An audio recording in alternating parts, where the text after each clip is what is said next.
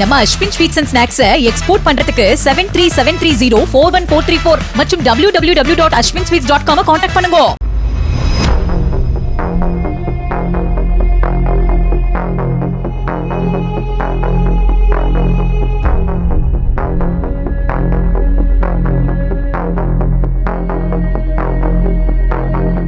வாழ்க்கையே மாற்றிய work from home வேலை.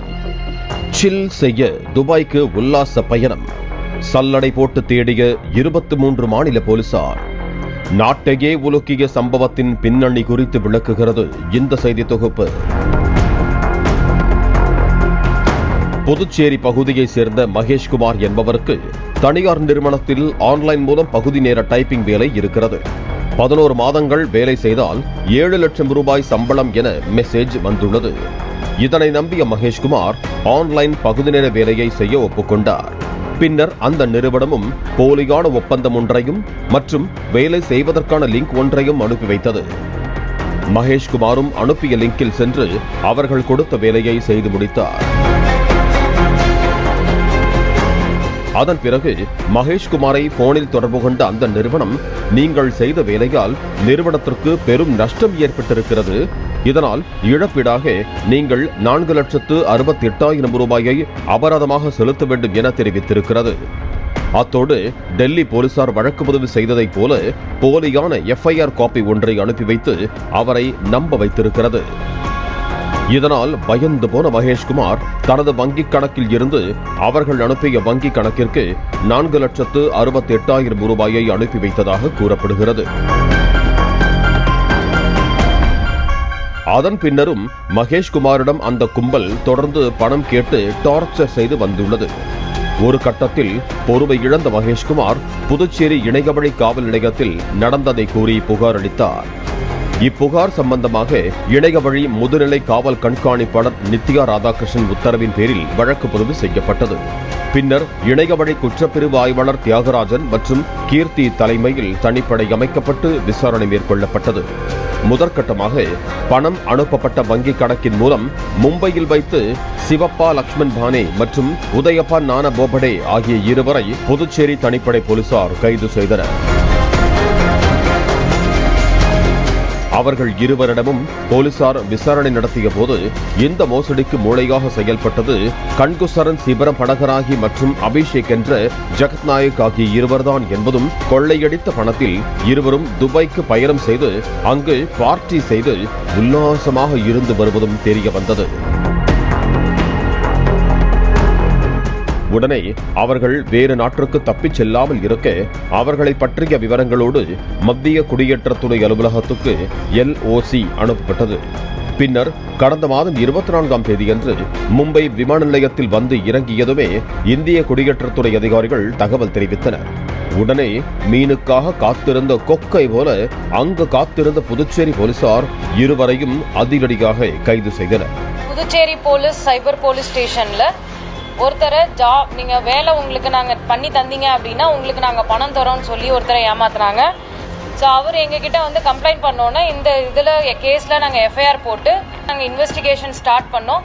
இன்வெஸ்டிகேஷனில் எங்களுக்கு ஃபர்தராக தெரிய வந்துச்சு, அக்யூஸ்டை வந்து துபாய் போயிருக்கான், அதாவது அவன் 1 மாதம் ஊர் சுத்த இந்த ஃப்ராடெல்லாம் பண்ணிட்டு 1 மாதம் ஊர் சுத்த போயிருக்கான்னு தெரிஞ்சது.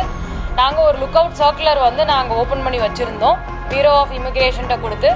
அவங்க எங்களுக்கு அவன் துபாயிலேருந்து மும்பையில் வந்து இறங்கினோடனே எங்களுக்கு வந்து கால் பண்ணி சொன்னாங்க, இந்த மாதிரி 2 பேரும் வந்துட்டாங்க துபாயிலேருந்து. அதுலேருந்து நாங்கள் புதுச்சேரி போலீஸ் உடனே அவனை போய் அரெஸ்ட் பண்ணி டிரான்சிட் ரிமாண்ட் வாங்கிட்டு புதுச்சேரிக்கு உடனே கொண்டு வந்துட்டாங்க.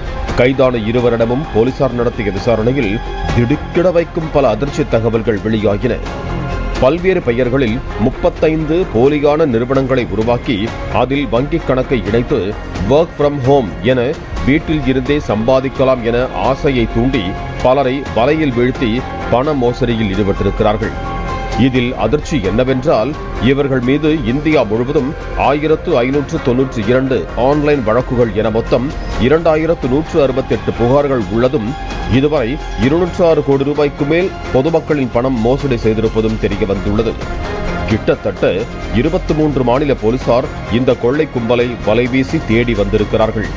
கம்ப்ளைனண்டோட 4,50,000 ரூபாய் மொத்தமாவே அவங்க கிட்ட இருந்து ரெக்கவர் பண்ணியாச்சு. ஆனால் மீண்டும் விசாரணை வந்து தொடர்றப்ப தான் எங்களுக்கு தெரிய வந்துச்சு, அவன் ஒரு இடத்துல மட்டும் பண்ணலை. இதே மாதிரி அவனோட அக்கௌண்ட் மேலேயே அவன் வந்து ஒரு 1500 கம்ப்ளைண்ட் ஆல் ஓவர் இந்தியாவில் ரெஜிஸ்டர் ஆயிருக்கு. இதில் கிட்டத்தட்ட ஒரு 23 போலீஸ், ஸ்டேட் போலீஸ் வந்து இவனை வந்து தேடிட்டு இருக்காங்க. 23 ஸ்டேட் போலீஸ் தேடிட்டு இருக்காங்க. இது வரைக்கும் நடந்த விசாரணையில் ஒரு 13 அக்கௌண்ட் எங்ககிட்ட கிடைச்சது. அந்த 13 அக்கௌண்ட்ல நாங்கள் பார்த்ததுல 101 கோடி இது வரைக்கும் அவன் மோசடி செஞ்சிருக்கிறது எங்களுக்கு தெரியுது.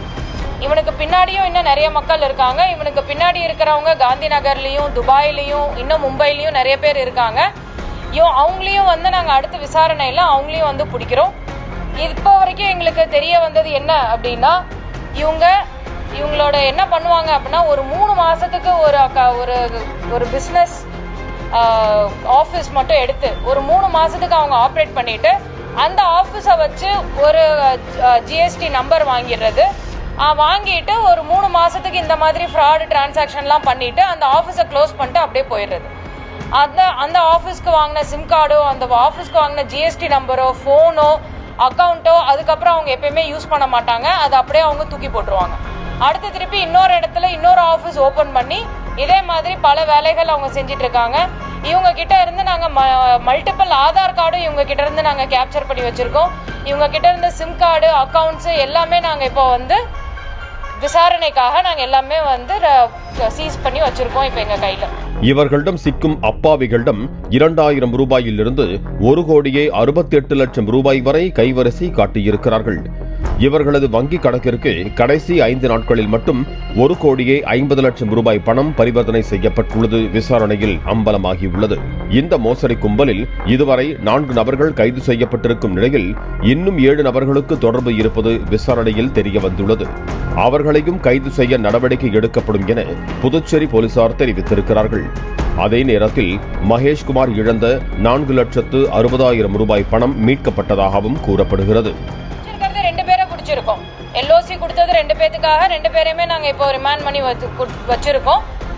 அடுத்து வந்து இவனுக்கு பின்னாடி இன்னும் நிறைய பேர் இருக்காங்க. இன்னும் கிங் பின்ஸ் வந்து இன்னும் நிறைய பேர் இருக்காங்க. ஆனா இவங்க மட்டுமே 1500 கம்ப்ளைண்ட்ல இன்வால்வ் ஆயிருக்காங்க அப்படின்றது ஒரு அதிர்ச்சிகரமான விஷயம் தான். இப்போதைக்கு எங்க விசாரணைப்படி வந்ததுல 101 கோடி இது வரைக்கும் வந்திருக்கு.